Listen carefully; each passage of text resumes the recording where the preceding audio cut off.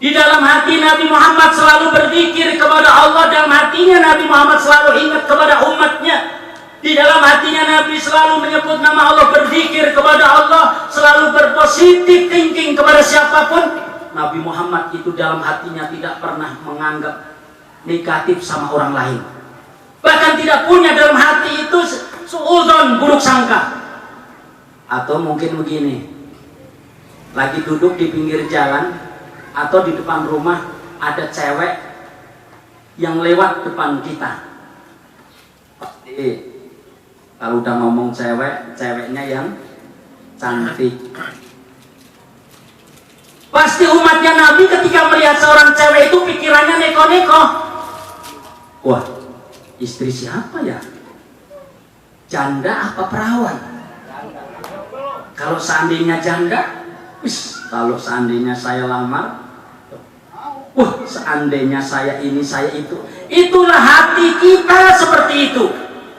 Tapi hatinya Nabi Muhammad SAW tidak pernah keluar yang seperti itu. Gak ada sifat birahihnya Nabi ke orang lain.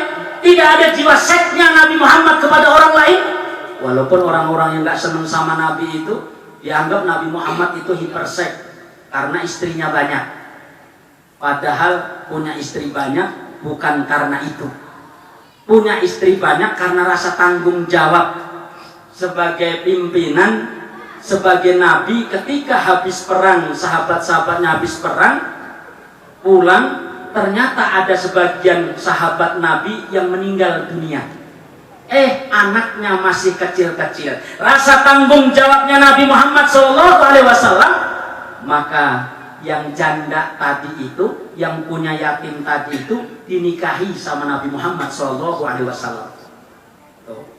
Bahkan ada seorang wanita yang pengen dinikahi sama Nabi, memaksain dinikahi Nabi.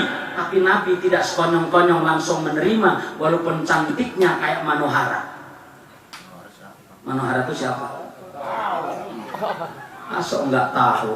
Taunya mamanya anak-anak, itulah cinta. Bapak Ibu yang dirahmati Allah, itu Nabi Muhammad SAW. Dalam hatinya itu tidak pernah namanya berzikir kepada Allah. Makanya tertidurnya Nabi Muhammad tidak membatalkan wudhunya. Karena apa? Pada dasarnya tidak tertidur. Kalau umatnya Nabi tertidur bisa membatalkan wudhu. Jawabnya dirahmati Allah. Ngiler. Nabi Muhammad nggak pernah ngiler. Ya, jawabnya kalian yang dirahmati Allah, itu keistimewaan Nabi Muhammad. Kemudian Nabi Muhammad itu ketika melihat ke depan, ke belakang juga kelihatan. Tuh. Melihat ke depan, belakang bisa dilihat sama Nabi Muhammad SAW. Suatu ketika Nabi Muhammad ingin dilempar sama orang yang tidak senang sama Nabi. Atau malaikat Jibril yang selalu ngawasi Nabi, "Wahai Muhammad, di belakang kamu ada orang yang melempar kamu." Biarin, saya udah melihat Jibril. Bolehkah aku lempar baik bukit Uhud itu kepada dia? Jangan, karena dia belum kenal siapa saya. Semoga dia mendapatkan hidayah petunjuk dari Allah Subhanahu wa Ta'ala. Nabi Muhammad SAW melihat depan, belakang pun terlihat. Terus.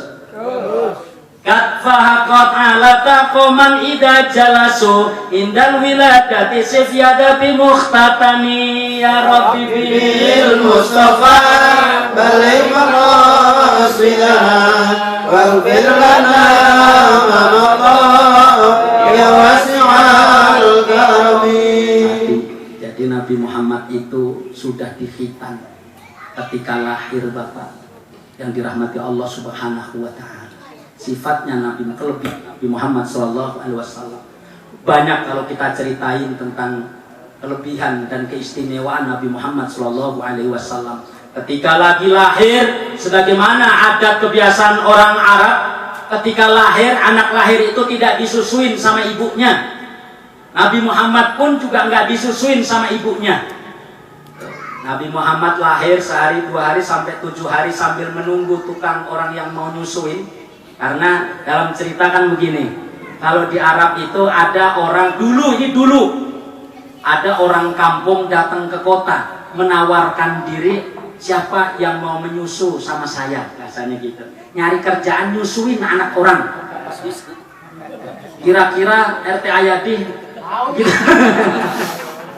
Ya Allah, RT Ayadi ya, disusuin sambil nunggu orang yang menawarkan diri sampai 7 hari disusuin sama ibundanya. Siapa ibunya Nabi Muhammad?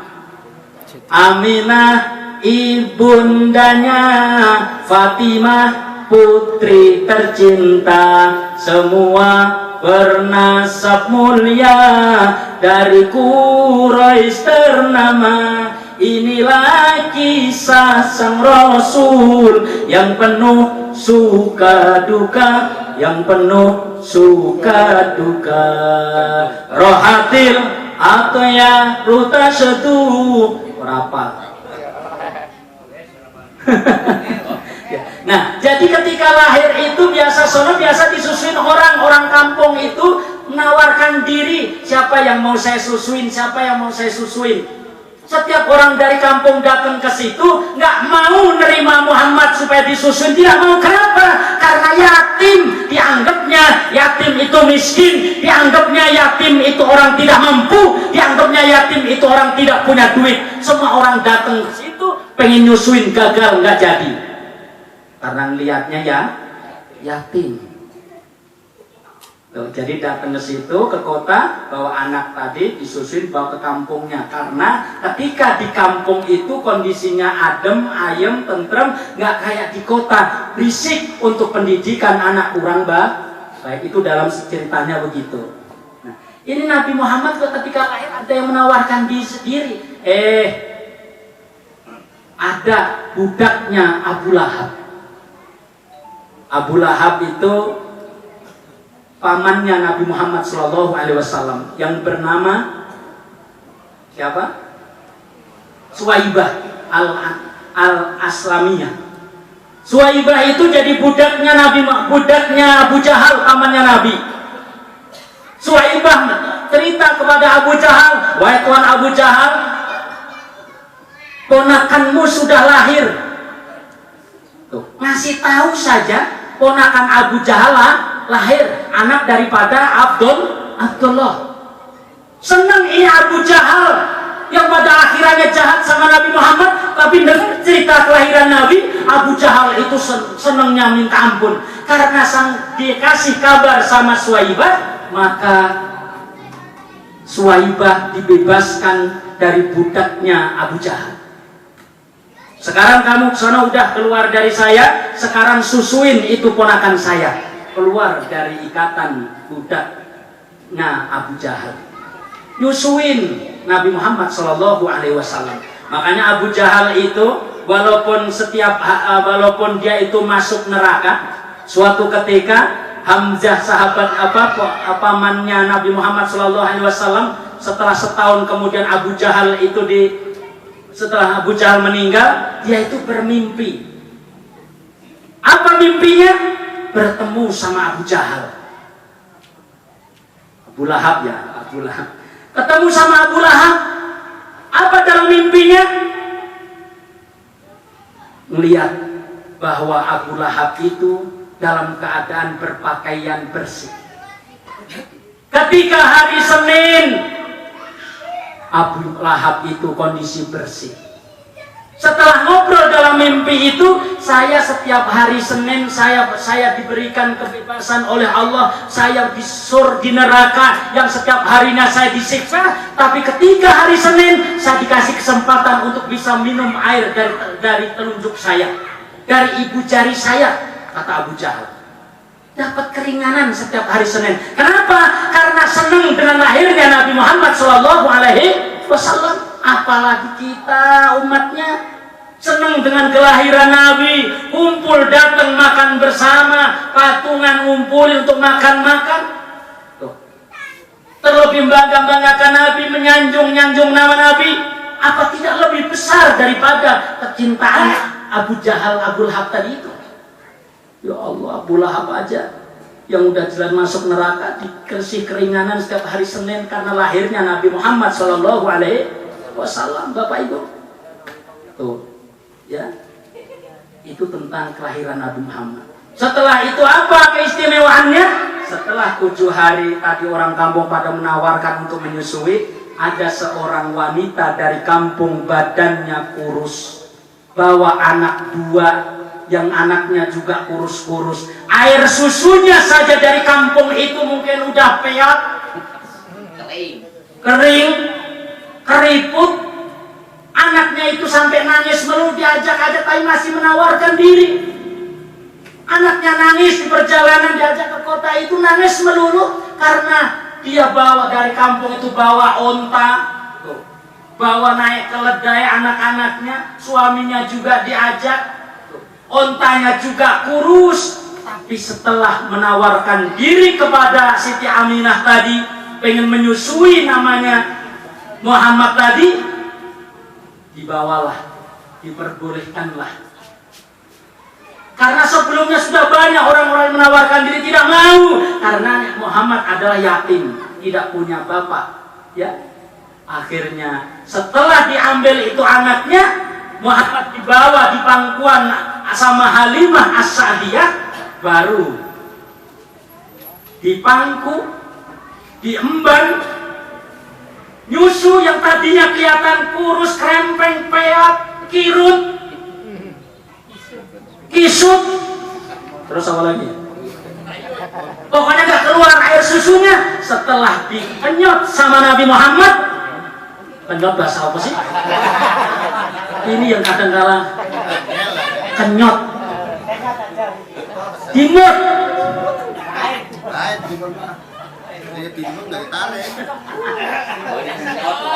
Ya pokoknya ibu-ibu lebih tahu lah, lebih rasain.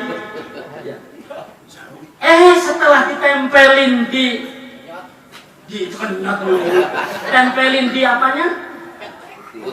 Putingnya. Dengan izin Allah, kemuliaan dari Allah, keluar ternyata air susu itu. Tuh. Seger akhirnya. Tuh. Anaknya yang 2 tadi yang diajak-ajak tadi akhirnya bisa ikut minum air susunya, berkahnya diisep sama Nabi Muhammad. Wah, diviralin itu diisep Nabi Muhammad, kayaknya kok kayak sama Nabi, kok kayaknya nggak hormat amat ya. Bahasanya gitu ya. Tuh. Ternyata setelah diisep sama Nabi Muhammad, air susunya banyak. Bahkan dia semakin senang, semakin berkah karena ngurusi Nabi Muhammad SAW.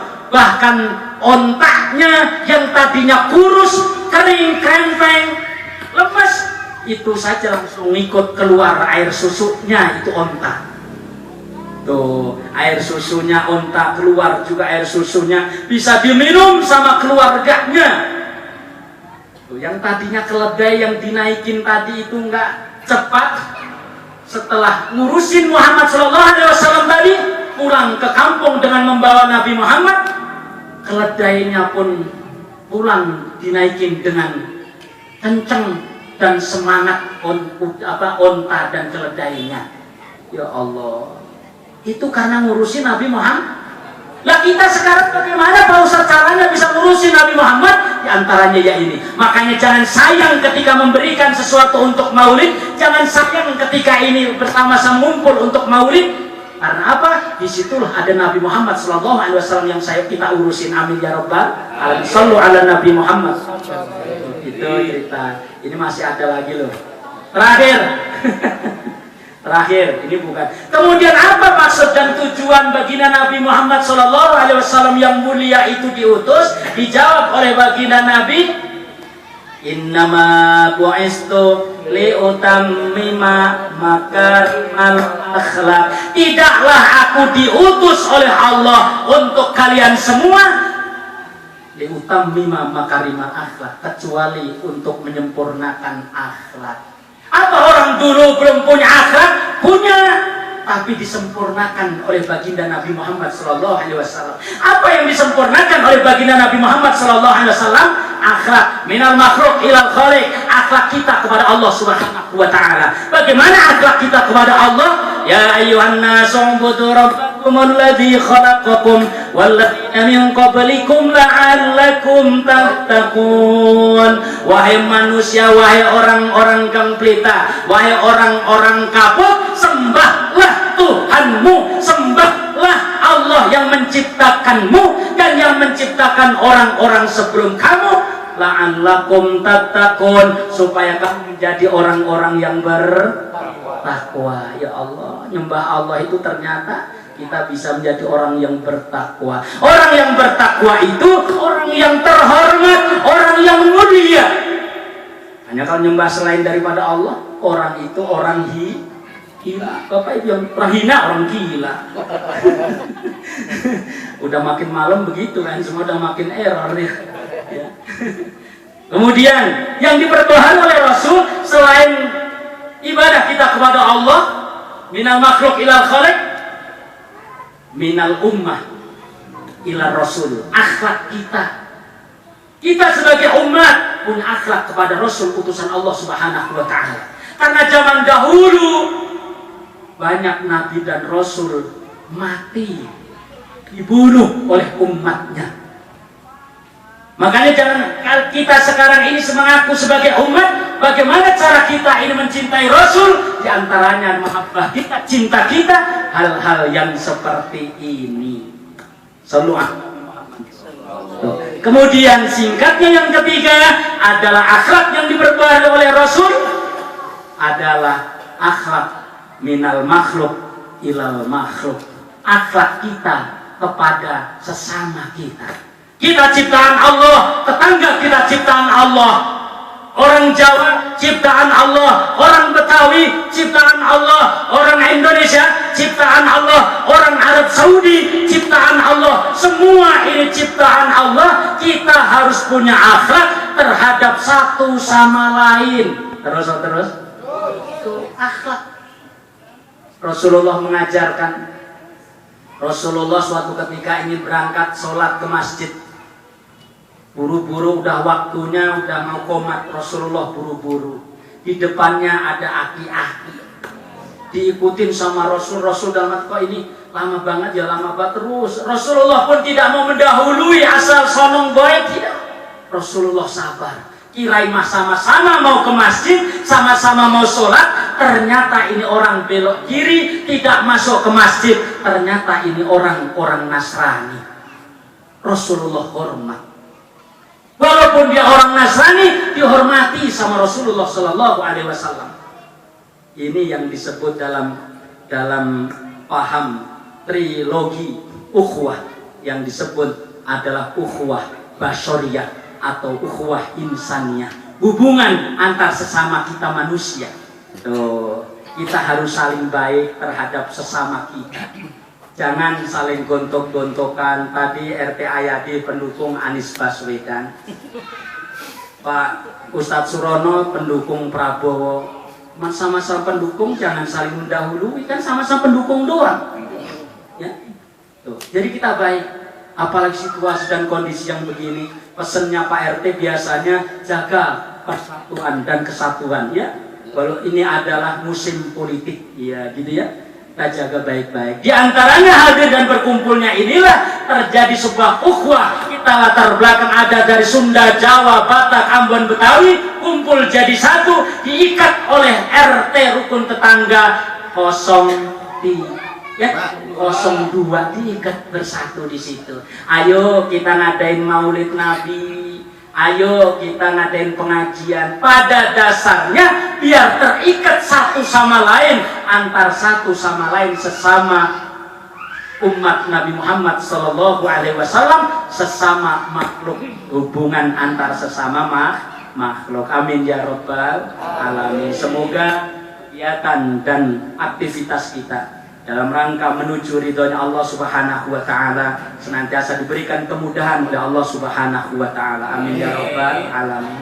Bapak Ibu yang dirahmati Allah, pun mohon doanya buat saya, karena saya terus terang aja, saya juga karyawan, saya kerja berangkat pagi pulang sore. Kadang saya emosi sama anak-anak ibu yang ngaji di rumah saya kadang marah-marah, ada yang sabar, ada yang enggak. Aulia itu sering saya omelin tapi enggak kapok.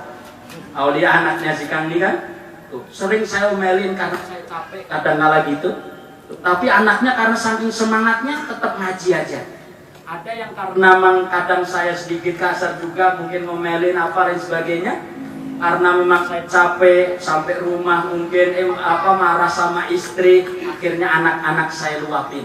Mudah-mudahan saya menjadi mudah-mudahan saya bisa bertahan sabarnya. Mudah-mudahan karena memang berat semua itu. Kadang saya pun ngiri pulang kerja, mandi, nonton TV, tiduran, nyaman ya. Tapi itu yang saya rasain setiap pulang kerja, anak-anak udah di rumah udah banyak, akhirnya pun istri nggak mau bantuin ngajar, saya pun akhirnya kesel sama istri, diluapin sama anak-anak. Mudah-mudahan memaklumi ya. Tapi anak-anak yang sabar tetap mereka ngaji terus. Amin ya rabbal alamin. Itu saja yang dapat kami sampaikan. Mohon maaf atas segala kekhilafan, kekurangan. Semoga Allah senantiasa memberikan petunjuk hidayah kepada kita. Amin ya rabbal alamin. Kita tutup dengan bersama-sama berdoa. Mudah-mudahan apa yang sudah kita berikan untuk acara Maulid Nabi ini diganti oleh Allah Subhanahu wa taala. Mudah-mudahan apa yang tenaga kita yang sudah kita gunakan untuk Maulid Nabi ini mudah-mudahan diberikan kekuatan oleh Allah Subhanahu wa taala. Mudah-mudahan Bapak RT kita ini dalam membimbing kita, mengajak kita untuk menuju persatuan dan kesatuan dalam ridhonya Allah Subhanahu wa taala, senantiasa diberikan kemudahan oleh Allah Subhanahu wa taala. Al-Fatihah.